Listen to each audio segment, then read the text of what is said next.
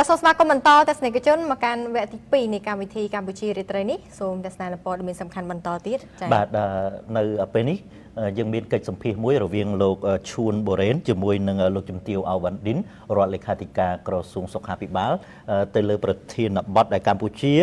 ជោគជ័យនៅក្នុងការដឹកនាំកិច្ចប្រជុំរដ្ឋមន្ត្រីសុខាភិបាលអាស៊ានលើកទី14និងកិច្ចប្រជុំពាក់ព័ន្ធផ្សេងទៀតបាទអញ្ចឹងទេសូមអញ្ជើញទូរទស្សនិកជនទស្សនានៅកិច្ចសម្ភាសនេះដូចតទៅបាទទូរទស្សនិកជនជាទីមេត្រីនៅក្នុងរយៈពេល5ថ្ងៃពលពីថ្ងៃទី26ដល់ថ្ងៃទី30ខែសីហាឆ្នាំ2019នេះកម្ពុជាបានរៀបចំធ្វើជាម្ចាស់ផ្ទះនៃកិច្ចប្រជុំរដ្ឋមន្ត្រីអាស៊ានលើកទី14និងកិច្ចប្រជុំពាក់ព័ន្ធពលនៅថ្ងៃទី26ដល់ថ្ងៃទី28ជាកិច្ចប្រជុំឧត្តមមន្ត្រីត្រៀមរៀបចំនៅឯកសារពាក់ព័ន្ធក៏ដូចជារបៀបវារៈដើម្បីដាក់បញ្ចូលនៅក្នុងថ្ងៃកិច្ចប្រជុំរដ្ឋមន្ត្រីអាស៊ានលើកទី14ពីថ្ងៃទី29ដល់ថ្ងៃទី30ដែលថ្ងៃនេះជាថ្ងៃបញ្ចប់ហើយយើងចង់ដឹងអំពីលទ្ធផលក៏ដូចជាអ្វីដែលជាសមិទ្ធផលរបស់កម្ពុជានោះយើងជួបជាមួយនឹងលោកជំទាវអវ៉ាន់ឌិនរដ្ឋលេខាធិការក្រសួងសុខាភិបាលនិងជាអ្នកនាំពាក្យរបស់ក្រសួងតតែម្ដងបាទជំរាបសួរលោកជំទាវបាទខ្ញុំបាទជំរាបជូនទូរទស្សនិកជនមួយនេះឃើញថា5ថ្ងៃលោកជំទាវមានការមកមានញឹកច្រើនទៅលើការងារទាំងនេះ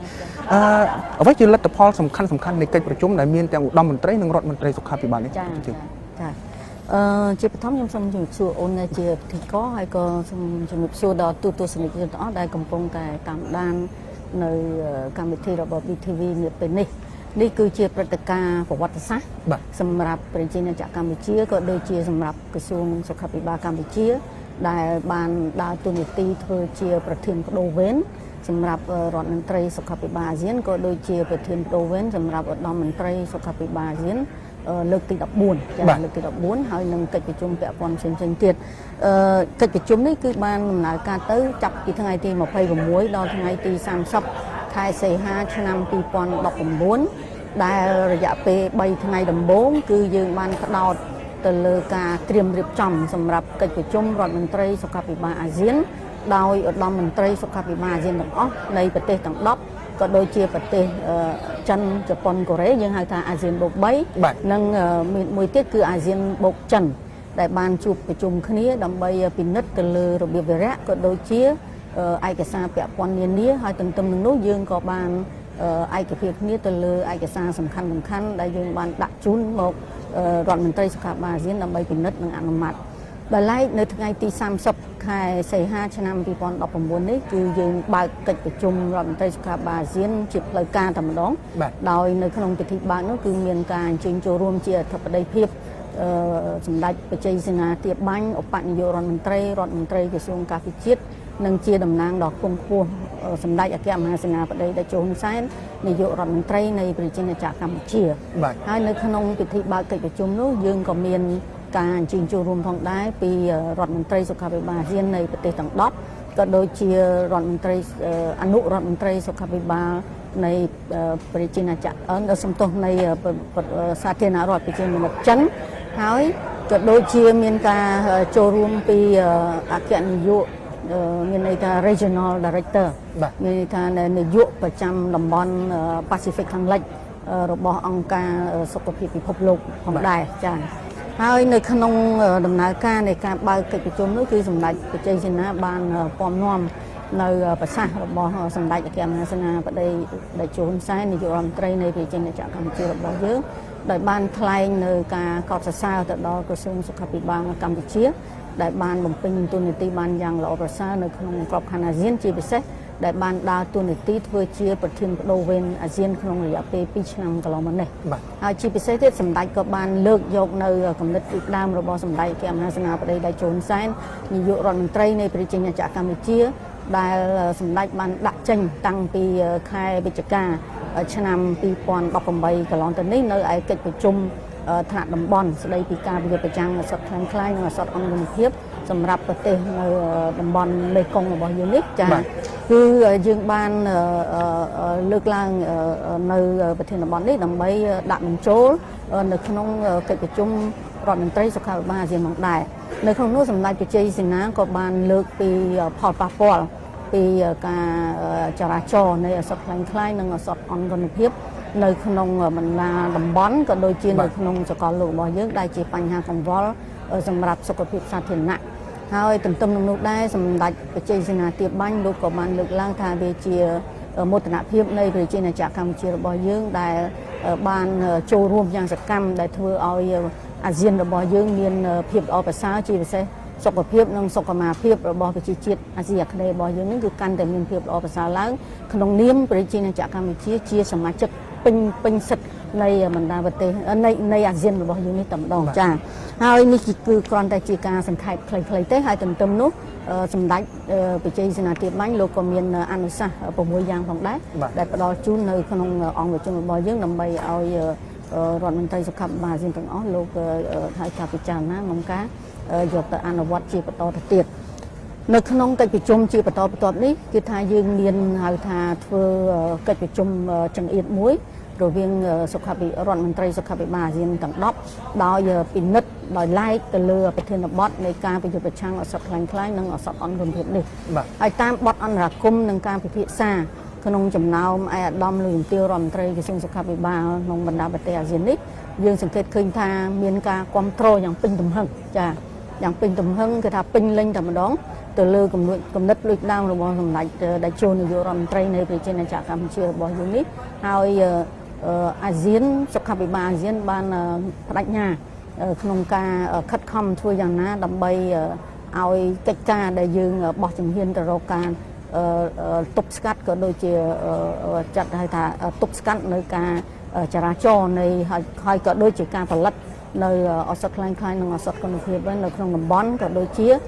នៅតាមប្រទេសនីមួយៗផងដែរហើយទន្ទឹមនឹងនោះយើងក៏មានការចែករំលែកនៅបទពិសោធន៍នៃប្រទេសនីមួយៗជាពិសេសគឺយន្តការនៃប្រទេសនីមួយៗដែលយើងត្រូវតែស្វែងរកនៅកិច្ចសហប្រតិបត្តិការរវាងប្រទេសនីមួយៗក្នុងនោះដោយមិនភ្លេចផងដែរនៅការពិនិត្យទៅលើការជំរុញការអនុវត្តច្បាប់និងបទកថាគតិយុត្តនានាហើយនឹងការត្រួតពិនិត្យនៅលើការចរាចរណ៍នៅតាមទីផ្សារជាងនេះចា៎ហើយបន្ទាប់មកទៀតយើងមានកិច្ចប្រជុំពេញអង្គតែម្ដងរបស់រដ្ឋមន្ត្រីសុខាភិបាលអាស៊ានរបស់យើងនេះគឺដោយផ្ដួចផ្ដើមទៅលើប្រធានបទដ៏ពិសេសមួយគឺភាសាអង់គ្លេសថា Accelerating Health for All មានន័យថាជំរុញធ្វើយ៉ាងណាដើម្បីឲ្យសកម្មភាពដែលយើងធ្វើនេះឲ្យប្រជាជនអាស៊ីអាគ្នេយ៍របស់យើងនេះទាំងអស់គ្នាហ្នឹងគឺថាមានសុខភាពពេញលេញចា៎ដោយសម្ដៅទៅលើប្រធានបទចាំបាច់មួយគឺនិយាយអំពីការធានានៅនិរន្តរភាពនៃហិរញ្ញប្បទានសម្រាប់វិស័យសុខាភិបាលហៅថា Sustainable Health Financing Toward Health for All ដើម្បីចា៎គឺបានលើកឡើងច្រើនទាក់ទងទៅនឹងការដំណើរការកិច្ចប្រជុំរហូតដល់ថាកិច្ចប្រជុំចង្អៀតថ្នាក់រដ្ឋមន្ត្រីសុខាភិបាលអាស៊ានជាដើមនោះផ្ដោតសំខាន់ទៅចុះទៅលើឱសថខូចគុណភាពនិងអន់គុណភាពដោយសារតែកម្ពុជាយើងបានលើកឡើងតាមរយៈសម្ដេចអគ្គមហាសេនាបតីតេជោទៀតនៅក្នុងសេចក្តីថ្លែងការណ៍រួមរបស់អាស៊ានរដ្ឋមន្ត្រីសុខាភិបាលអាស៊ានផ្ទាល់តែម្ដងមានលើកនៅចំណុចណាដែលជាក់ស្ដែងពិស្ដារទេហើយជាពិសេសគឺការបង្កើតជាយន្តការរួមបន្តខ្ញុំសូមជម្រាបជូនថាក្រោយពី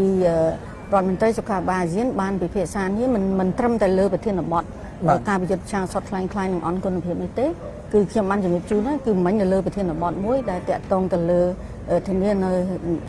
ហិរញ្ញប្បទានសុខាភិបាលសម្រាប់សុខភាពប្រជាជាតិអាស៊ានទាំងអស់គ្នានេះហើយយើងមានប្រធានបទមួយទៀតដែលនិយាយអំពីហៅថាការអនុវត្តនៅហៅថា International Health Regulation មានន័យថាសុខភាពអន្តរជាតិដែលសំដៅទៅលើការអនុវត្តក្របខ័ណ្ឌគោលនយោបាយនៅក្នុងដំណាក់កាលទី3គេហៅថា APSEP 3នេះចា៎ដែលមានការឯកភាពគ្នាជាមួយនឹងអង្គការសុខភាពពិភពលោកហើយទន្ទឹមនេះល្ងាចនេះទៀតគឺយើងបានជជែកគ្នាដោយយើងមានកិច្ចប្រជុំជាមួយនឹងបូក3មានន័យថាចិនជប៉ុនកូរ៉េដែលផ្ដោតទៅលើ International Health Regulation ហ្នឹងហើយល្ងាចនេះគឺយើងមានកិច្ចប្រជុំជាមួយនឹងចិនមានន័យថាអាស៊ានបូកចិនចា៎អាស៊ានបូកចិននេះគឺយើងផ្ដោតទៅលើប្រធានបទមួយដែលពាក់ព័ន្ធទៅនឹង Innovation for Health Services Technology Health Services មានន័យថាគំនិតដូចផ្ដើមធ្វើយ៉ាងណាឲ្យមាននវានុវត្តន៍សម្រាប់ប្រើប្រាស់នៅបច្ចេកវិទ្យាសម្រាប់ការផ្ដល់សេវាសុខាភិបាលក្រោយពីការពិភាក្សាទាំងអស់ទៅគឺថាយើងបានដាក់ចេញនៅហៅថាសេចក្តីប្រកាសរួម បានចេញនៅសេចក្តីប្រកាសរួមមួយរដ្ឋមន្ត្រីសុខាភិបាលអាស៊ានទាំង10ហ្នឹងគឺថាបានឯកភាពគ្នាចេញនៅសេចក្តីប្រកាសរួមមួយដើម្បីដាក់ចេញនៅទី1គឺថានៅការបដិញ្ញាចិត្តរបស់រដ្ឋមន្ត្រីសុខាភិបាលអាស៊ាននៅក្នុងក្របខ័ណ្ឌនយោបាយហ្នឹងក្នុងការគាំពៀធ្វើយ៉ាងណាជំរុញការលើកទឹកចិត្តក៏ដូចជាធ្វើឲ្យការអនុវត្តនៅសកម្មភាពដែលពាក់ព័ន្ធធ្វើម៉េចឲ្យការបង្កើននៅសកម្មភាពសម្ដៅទៅរកការគ្របដណ្ដប់សុខភាពជាសកលនេះគឺថាឲ្យបានទៅតាមផែនការដែលយើងដាក់ចេញហើយរីឯសេចក្តីប្រកាសព័ត៌មាននេះខ្ញុំនឹងចែកជូនចាយើងបានធ្វើហើយវាវែងហើយខ្ញុំដោយសារពេលវេលាយើងខ្លីយើងមិនអាចអានទាំងស្រុងនៅសេចក្តីថ្លែងការណ៍រួមនៃរដ្ឋមន្ត្រីសុខាភិបាលអាស៊ានលើកទី14នេះទាំងអស់បានខ្ញុំគ្រាន់តែលើកជាចំណុចសំខាន់ក្នុងហ្នឹងគឺថាបានពិនិត្យទៅលើការហៅថាយកចិត្តទុកដាក់ទៅលើការយកចិត្តទុកដាក់ទៅលើបញ្ហាជំងឺមិនឆ្លងហើយក៏ដូចជាយកចិត្តទុកដាក់ទៅលើភាពស្វាំនៃឱសថពពួកអង់ទីប៊ីយោទិកហើយនឹងការកង្វះអាហារូបត្ថម្ភនិងមហន្តរាយគ្រោះមហន្តរាយនានាដែលប្រទេសនីមួយៗត្រូវតែយកចិត្តទុកដាក់ឲ្យមានយន្តការបន្ថែមទៀតសម្រាប់ធ្វើហើយទន្ទឹមនោះដែលឆ្លើយតបទៅនឹងសំណួរបងអូននៅលើមិញនេះគឺថាមានដាក់ចេញនៅជាហៅថាចំណុចសំខាន់មួយទៀតដែលពាក់ព័ន្ធនឹងគឺការប្រយុទ្ធប្រឆាំងទៅនឹងឱសថคล้ายៗនិងឱសថគុណភាពហើយនៅទីនេះគឺមានការបញ្ជាក់ច្បាស់គឺថារដ្ឋមន្ត្រីសុខាភិបាលអាស៊ានទាំងអស់ហ្នឹងគឺថាមានការគ្រប់គ្រងទាំងស្រុងហើយនឹងមានការបដិញ្ញាចិត្តក្នុងការប្រយុទ្ធប្រឆាំងឱសថคล้ายៗនិងអន្តគុណភាពទន្ទឹមនឹងនោះក៏មានការឯកភាពគ្នាដោយក្រសួងសុខាភិបាលកម្ពុជាបានផ្ដល់គំនិតក្នុងការអភិវឌ្ឍនៅផែនការរួមគ្នារវាងបណ្ដាប្រទេសអាស៊ានទាំង10ដោយមានការចូលរួមពីអង្គការសុខភាពពិភពលោកយើងបានធ្វើរួចហើយពីដើមខែជូឡាយខែnotកក្កដាចាខែកក្កដាចាខែកក្កដាកន្លងទៅនេះហើយសេចក្តីព្រាងនោះនឹងដាក់ចូលទៅក្នុងការពិភាក្សាលម្អិតដើម្បីសម្រេចនៅក្រុមការក្រុមការងារសុខាភិបាលរបស់អាស៊ាននេះគឺគេមានចែកជាក្រុមក្រុម1ក្រុម2ក្រុម3ក្រុម4ឥឡូវក្រុមហ្នឹងគឺនៅក្រុមទី3ដែលគាត់ត្រូវទទួលបន្ទុកក្នុងការពិនិត្យបន្តមកទៀតនឹងដាក់ជូនទៅឧត្តមមន្ត្រីសុខាភិបាលអាស៊ានដើម្បីពិនិត្យសម្រេចជាចុងក្រោយហើយនឹងคล้ายទៅជាផែនការការងារសម្រាប់ក្រុមការងារទី3ហ្នឹងនៅក្នុងឆ្នាំ2020តទៅមុខទៀតចា៎អញ្ចឹងលោកជំទាវតេតងទៅនឹងការរៀបចំព្រៀងនៅផែនការរួមទាំងនេះអាចនឹងថាឲ្យដាក់ឲ្យអនុវត្តពេញលេញតែម្ដងនៅក្នុងឆ្នាំណាដែរឆ្នាំ2020តែម្ដងខាងមុខនេះអញ្ចឹងនៅឆ្នាំប៉ុន្តែមិនមែនរងចាំទេធ្វើបិទតែសេចក្តីប្រកាសព័ត៌មាននេះកំណត់ថាផែនការនឹងអនុវត្តចាប់តាំងពីឆ្នាំ2020ទៅក៏ប៉ុន្តែបណ្ដាប្រទេសនីមួយៗបានបដិញ្ញាចិត្តថានឹងជំរុញសកម្មភាពធ្វើបដាបដាធ្វើបដាបដាទៅតាមប្រទេសរៀងៗខ្លួនចាហើយនៅក្នុងនេះទៀតយើងក៏បានជំរុញថាលទ្ធផលនៃកិច្ចប្រជុំពីរដ្ឋមន្ត្រីសុខាភិបាលអាស៊ាននេះយើងនឹងដាក់បញ្ចូលទៅក្នុងកិច្ចប្រជុំអាស៊ីអឺរ៉ុបចាដែលយើងលើកទី13ដែលប្រជាណាចក្រកម្ពុជានឹងធ្វើជាម្ចាស់ផ្ទះជាពិសេសសម្ដេចអគ្គមហាសេនាបតីតេជោហ៊ុនសែននាយករដ្ឋមន្ត្រីនៃប្រជាណាចក្រកម្ពុជាលោកនឹងជាប្រធានដឹកនាំអង្គប្រជុំនោះតែម្ដងហើយក្រសួងសុខាភិបាលកម្ពុជាក៏បានទទួលបាននៅការឯកភាពពីមានការណែនាំដើម្បីឲ្យមានការចាត់ចែងរៀបចំនៅកិច្ចប្រជុំបច្ចេកទេសមួយដោយឡែកមុននឹងកិច្ចប្រជុំអាសាមហ្នឹងអញ្ចឹងយើងបានទៅចែកជាមួយបណ្ដាប្រទេសអាស៊ានដើម្បីឲ្យមានការចូលរួមធ្វើយ៉ាងណាដើម្បីឲ្យកិច្ចប្រជុំរបស់យើងនឹងកាន់តែមានប្រសិទ្ធភាពហើយលទ្ធផលនៃកិច្ចប្រជុំនេះយើងនឹងយកទៅដាក់នៅកិច្ចប្រជុំបច្ចេកទេសអាសាមដែលយើងនឹងក្រុងធ្វើនៅក្នុងឆមាសទី1បាទចាឆមាសទី1ឆ្នាំ2020ខាងមុខនេះបាទលោកជំទាវមួយវិញដែរដោយសារតែថា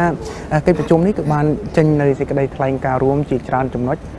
ហើយទាំងអាស៊ានបូកនឹងចិនជប៉ុនកូរ៉េអាស៊ាននិងចិនជាដើមប៉ុន្តែមានការលើកឡើងមួយទៀតតាក់ទងទៅនឹង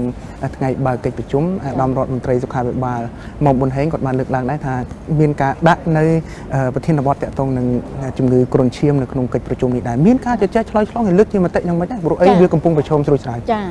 បញ្ហាជំងឺគ្រុនឈាមនេះវានៅក្នុងផ្នែកមួយនៃជំងឺឆ្លងបាទចាជំងឺឆ្លង ហើយនៅលើជំងឺឆ្លងនេះរដ្ឋមន្ត្រីសុខាភិបាលអាស៊ានអង្គក៏មានការពិភាក្សានេះផងដែរដូចខ្ញុំបានជំរាបជូនដែរគឺយើងជជែកគ្នានៅលើប្រធានបទមួយហៅថាការអនុវត្តនៅច្បាប់និយត្តកម្មអន្តរជាតិហៅថា International Health Regulation ដើម្បីឲ្យមានសុខភាពទាំងអស់គ្នាហើយនៅក្នុងនោះក៏មានការជជែកគ្នាក្នុងការចែករំលែកនូវព័ត៌មានក៏ដូចជាវិធានការនានាដើម្បីទប់ស្កាត់នៅការចម្លងនៃជំងឺពីបណ្ដាប្រទេសមួយទៅប្រទេសមួយឬពីកន្លែងមួយទៅកន្លែងមួយអញ្ចឹងណាចាហើយដល់ឡែកសម្រាប់ជំងឺគុនឈាមនេះក៏មានការចែករំលែកព័ត៌មានគ្នារួចហើយដែរគឺថាបណ្ដាប្រទេសមួយចំនួនគឺថាមានបញ្ហារីករាលថាផ្ទុះឡើងនៃជំងឺគុនឈាមនេះក៏ប៉ុន្តែប្រទេសនីមួយៗបានបដិញ្ញាចិត្តក្នុងការធ្វើម៉េចដើម្បីឲ្យទប់ស្កាត់ហើយនឹងធ្វើម៉េចឲ្យជំងឺគុនឈាមនេះគឺថាឲ្យកាន់តែធ្លាក់ទៅដល់ឡែកប្រជាណាចក្រកម្ពុជារបស់យើងក៏បានបង្ហាញពីកិច្ចខិតខំប្រឹងប្រែងការគ្រប់គ្រងជាពិសេសពីសម្ដេចអគ្គមហាសេនាបតីតេជោហ៊ុនសែនដែលលោកតែងតែយកចិត្តទុកដាក់ទៅលើសុខភាពសុខុមាលភាពជាពលរដ្ឋរបស់យើងនេះហើយយើងបានគ្រប់គ្រងបាននៅសភាពការនេះទាំងស្រុងហើយដែលទទួលបាននៅការកត់សរសើរជាពិសេសពីឯកឧត្តមនាយកអង្គការសុខភាពពិភពលោកប្រចាំតំបន់ Pacific ខាងលិចដែលលោកបានជើញចូលរួមនេះលោកបានកោតសរសើរថាប្រជាណាចក្រកម្ពុជាគឺជាប្រទេសមួយដែលហៅថាមានការបដិញ្ញាចិត្តខ្ពស់ហើយបានដាក់នៅវិធានការក្នុងការទប់ស្កាត់នៅការរីករាលដាលនៃជំងឺគុនឈាមនេះបានទាន់ពេលវេលាហើយមានប្រសិទ្ធភាពល្អមែនទែនដោយសារអត្រាស្លាប់នៃជំងឺគុនឈាមនោះគឺថាធ្លាក់ទាបមែនទែនអត់ដល់ 1% ផងចាអត់ដល់ 1% ផងអញ្ចឹងនេះគឺជាជោគជ័យមួយដែលយើងទទួលបានលោកជំទាវនៅក្នុងកិច្ចប្រជុំនេះយើងឃើញថាប្រទេសទាំង10ជាអាស៊ានទាំង10បូកជាមួយនឹងប្រទេសទាំង3ហ្នឹងគឺបានទទួលនូវផលប្រយោជន៍រួមរួចជាស្រេចហើយតាមរយៈសេចក្តីថ្លែងការណ៍ការខិតខំប្រឹងប្រែងរបស់បណ្ដាប្រទេសទាំងនោះក្នុងក្របខ័ណ្ឌកម្ពុជាវិញម្ដងយើងចំណេញអ្វីខ្លះដែរក្នុងការរៀបចំធ្វើជាម្ចាស់ផ្ទះនៃការនៃកិច្ចប្រជុំនេះបាទចាសម្រាប់ប្រជាណាចក្រកម្ពុជាយើងចំណេញច្រើនចាចំណេញទី1ខ្ញុំសូមជម្រាបជូនថាតាមគំនិតផ្ដាំរបស់ឯកឧត្តមសាស្ត្រាចារ្យមុំហេងរដ្ឋមន្ត្រីក្រសួងសុខាភិបាលនេះយើងបានផ្លាស់ប្ដូរនៅរបៀបរបបនៃការធ្វើការងាររបស់អាស៊ានចាពីព្រោះកន្លងមកហ្នឹងវាមាននីតិវិធីរបៀបរបបហ្នឹងគឺច្រើនឥឡូវតាមរយៈកិច្ចប្រជុំនេះឯកឧត្តមរដ្ឋមន្ត្រីក្រសួងសុខាភិបាលកម្ពុជានេះលោកបានព្រួយដាំហើយមានការគ្រប់គ្រងយ៉ាងពេញទំហឹងពីបណ្ដាប្រទេសអាស៊ានទាំង10នេះគឺការកិច្ចប្រជុំនេះគឺរដ្ឋមន្ត្រីសុខាភិបាលអាស៊ានបានផ្ដល់នៅសិទ្ធិអំណាចទៅឲ្យឧត្តមមន្ត្រីសុខាភិបាលអាស៊ានមកកម្រិតទៀតដើម្បីឲ្យឧត្តមមន្ត្រីសុខាភិបាលអាស៊ានលោកធ្វើការនឹងឲ្យកាន់តែខ្លាំងក្លាថែមទៀតហើយលោកគ្រាន់តែលើកចេញនៅជាឯកសារឬក៏ជាចំណុចអីសំខាន់សម្រាប់ដាក់ចូលកិច្ចប្រជុំពេញអង្គសម្រាប់រដ្ឋមន្ត្រីសុខាភិបាលអាស៊ានតែម្ដងដោយមិនចាំបាច់អញ្ជើញរដ្ឋមន្ត្រីសុខាភិបាលអាស៊ានដើម្បីពិសា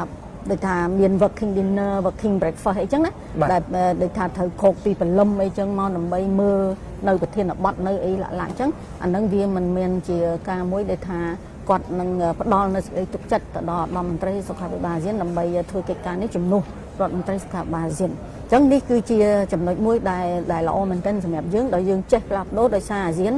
តាំងពីចាប់ផ្ដើមមកអត់ដែលបានផ្លាស់ប្ដូរហ្នឹងទេតែអញ្ចឹងជាលើកទី1ដែលកម្ពុជាយើងបានធ្វើដើមហើយមានការគ្រប់គ្រងហើយការអនុវត្តនេះនឹងចាប់ផ្ដើមនៅពេលដែលកិច្ចប្រជុំលើកក្រោយៗទៀតចា៎នឹងទី1ទី2ទៀតគឺយើងចំណេញត្រង់ថាអាស៊ានទាំងអស់បានស្គាល់កម្ពុជាច្បាស់មែនទែននៅពេលនេះចា៎ជាពិសេសទៀតគឺគេបានយល់ច្បាស់នៅសុខសន្តិភាពចាពេញលេញដែលមានដែលក្រោមការដឹកនាំដ៏ឆ្លៀសវៃនឹងគតិបណ្ឌិតរបស់សម្ដេចអគ្គមហាសេនាបតីតេជោហ៊ុនសែននាយករដ្ឋមន្ត្រីនៃប្រជាជាតិកម្ពុជាយើងហើយគេសប្បាយរីករាយដោយយើងបានទទួលរាក់ទាក់ហើយក៏ដូចជាគេមានការពេញចិត្តពេញថ្លើមនៅក្នុងការចាត់ចែងរៀបចំហើយក៏គេបានទៅទស្សនកិច្ចនៅកន្លែងជាច្រើនដែលទីនេះជាទីក្រុងទេសចរផងហើយក៏មានការកោតសរសើរពីបណ្ដាប្រទេសដែលជាសមាជិកអាស៊ានទី3គឺយើងចំណេញដោយសារយើងបានចែករំលែកនៅបទពិសោធន៍ហើយក៏ទាញបាននៅការឯកភាពគ្នាក្នុងការធ្វើកិច្ចសហការកិច្ចសហប្រតិបត្តិការនៅក្នុងតំបន់អាស៊ានរបស់យើងនេះនៅក្នុងបណ្ដាប្រទេសទាំងអស់ទៅលើប្រធានបទដែលខ្ញុំបានលើកអំបញ្ញមិញជាពិសេសគឺទៅលើការប្រយុទ្ធប្រឆាំងអសត់ខ្លាំងៗនិងអសត់អង្គគុណភាពនេះដែលពីមុនមកប្រទេសមួយចំនួនគេដូចថាมันបានជា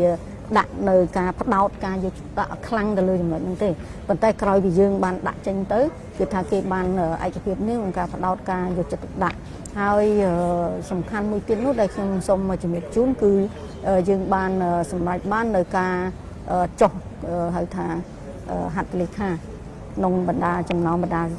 ប្រទេសអាស៊ាននេះក្នុងការបង្កើតនៅមជ្ឈមណ្ឌលសម្រាប់មនុស្សចាស់ដែលផ្ដោតទៅលើសំខាន់សម្រាប់អាស៊ានណានឹងសម្រាប់អាស៊ានហើយដែលផ្ដោតទៅលើការខិតខំនានាក្នុងការបណ្ដុះបណ្ដាលធនធានមនុស្សបន្ថែមទៀតដើម្បីសំដៅធ្វើយ៉ាងណាដើម្បីពង្រឹងនៅសមត្ថភាពជូនដល់មន្ត្រីសុខាភិបាលក្នុងបណ្ដាប្រទេសអាស៊ានរបស់យើងនេះឲ្យមានហៅថាកិច្ចការពង្រឹងកិច្ចការបន្ថែមទៀតក្នុងការ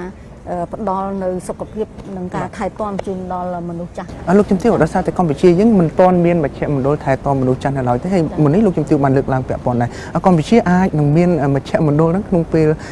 រយៈពេលណាមួយកំណត់ទេបាទរឿងមជ្ឈមណ្ឌលថែទាំមនុស្សចាស់នេះវាស្ថិតនៅលើការគិតគូរហើយក៏មានគំនិតពីដើមខ្លះៗហើយក៏ប៉ុន្តែលើនេះគឺវាពាក់ព័ន្ធទៅលើនឹងគេហៅថា social affair ការងារសង្គមគិច្ចច្រើនចាប៉ុន្តែដោយឡែកសុខាភិបាលរបស់យើងនេះគឺយើងផ្ដោតទៅលើការផ្ដល់ការព្យាបាលហើយនឹងគិតគូររឿងការការពារសុខភាពជូនដល់ជនដែលថាគេហៅ aging មានន័យថាមនុស្សចាស់ដែលដូចខ្ញុំអញ្ចឹងអាយុកាន់តែចាស់ទៅអញ្ចឹងវាត្រូវការមានការគិតគូររឿងការថែទាំសុខភាពហ្នឹងឲ្យបានល្អជាពិសេសគឺសំដៅទៅលើជំងឺមិនឆ្លងចាជំងឺមិនឆ្លងដែលជាជំងឺមួយដែលវាមានរយៈពេលយូរអង្វែងចាលោកជំទាវមួយវិញដែរនៅក្នុងកិច្ចប្រជុំនេះបើតាមខ្ញុំកត់សម្គាល់មើលទៅគឺថាប្រទេសមួយចំនួនហ្នឹងគឺគាត់បានជួបគ្នាទ្វេភាគីកម្ពុជាដូចជាមានជួបជាមួយនឹងប្រទេសមួយចំនួនដែរការជួបទ្វេភាគីនេះសំដៅទៅលើការរឹតចំណងមិត្តភាពតែមួយមុខទេមែនទេឬមួយក៏មានការផ្លាស់ប្ដូរអ្វីផ្សេងពីនេះការជួបទ្វេភាគីនេះគឺរឹតចំណងមិត្តភាពវាជារឿងមួយហើយក៏ប៉ុន្តែរឿងសំខាន់គឺយើងជជែកគ្នាដើម្បីស្វែងរកនៅចំណុចសហប្រតិបត្តិការទ្វេភាគីរវាងប្រទេសឥឡូវនេះយើងមានហៅថាជួបជាមួយនឹងវៀតណាមចាយើងជួបជាមួយនឹងសិង្ហបុរីយើងជួបជាមួយនឹងជប៉ុនយើងជួបជាមួយនឹងកូរ៉េហើយយើងជួបជាមួយនឹងចិនចាហើយយើងជួបជាមួយនឹងឥណ្ឌូនេស៊ីហើយដូចនៅប្រទេសឥណ្ឌូនេស៊ីយើងកំពុងតែពិនិត្យទៅលើលក្ខណៈបច្ចេកទេសតើចំណុចណាខ្លះដែលយើងអាចធ្វើសហប្រតិបត្តិការទ្វេភាគីរវាងប្រទេសឥណ្ឌូនេស៊ីនិងប្រជាណាចក្រកម្ពុជាដែលនៅក្នុងក្របខ័ណ្ឌទ្វេភាគីក៏ប៉ុន្តែវាក៏ជាចំណែកមួយនៅក្នុងក្របខ័ណ្ឌអាស៊ានដែរពីព្រោះយើងនៅក្នុងប្រទេសជាបណ្ដាប្រទេសអាស៊ានបាទលោកជំទាវតកតងជាមួយនឹងកិច្ចប្រជុំនេះផ្ទាល់មានការអញ្ជើញធ្វើទស្សនកិច្ចរបស់រដ្ឋមន្ត្រីសុខាភិបាលវៀតណាមមួយហើយនិងចិនមួយមកកាន់មន្ទីរពេទ្យបង្អែកសៀមរាបអាចនឹងទទួលបាននៅជាជំនួយឬមួយក៏សម្ភារៈបច្ចេកទេសសំខាន់ដែលយើងត្រូវការចំពោះមុខទេទស្សនកិច្ចសិក្សារបស់រដ្ឋមន្ត្រីសុខាភិបាលវៀតណាមក៏ដូចជាអនុរដ្ឋមន្ត្រីសុខាភិបាលចិននេះបាទគឺសម្ដៅទីមួយគាត់ចង់ស្វែងយល់ពីការរីកចម្រើននៃវិស័យសុខាភិបាលមិនតែប៉ុណ្្នឹងទេយើងមានទស្សនកិច្ចរបស់នាយកអង្គការសុខភាពពិភពលោកប្រចាំតំបន់ Pacific ខាងលិចទៀតចាក៏លោកក៏បានអញ្ជើញទៅទស្សនកិច្ចដែរអញ្ចឹងគ្រប់ការទស្សនកិច្ចនេះគឺលោកចង់ស្វែងយល់អំពីការអភិវឌ្ឍនៃវិស័យសុខាភិបាលរបស់យើងទន្ទឹមនឹងនោះលោកចង់ស្វែងយល់ថាតើប្រព័ន្ធសុខាភិបាលរបស់យើងនឹងបានចាត់ចែងរៀបចំបែបម៉េចហើយការប្រើប្រាស់សេវាមកដល់បច្ចុប្បន្ននោះវាមានស្ថានភាពបែបម៉េចហើយមានចំណុចអីទៀតដែលជាចំណុចគួរតែមានការពិភាក្សានេះក្នុងការស្វែងរកនៅចំណុចសហប្រតិបត្តិការហើយបើសម្រាប់អង្គការសុខភាពពិភពលោកចង់ស្វែងយល់ផងលោកចង់រៀនសូត្រផងហើយទន្ទឹមនោះលោកក៏ចង់ពិភាក្សាជាមួយកម្ពុជាក្នុងការដាក់ចេញនៅគោលនយោបាយផ្សេងៗទៀតដើម្បីសម្ដៅធ្វើយ៉ាងណាកុំភ្លេចប្រធានបទនៃកិច្ចប្រជុំលើកទី14រដ្ឋម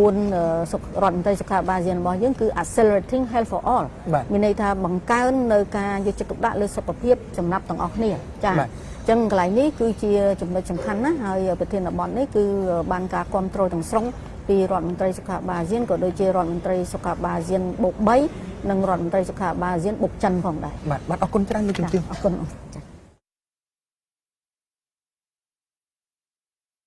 ចា៎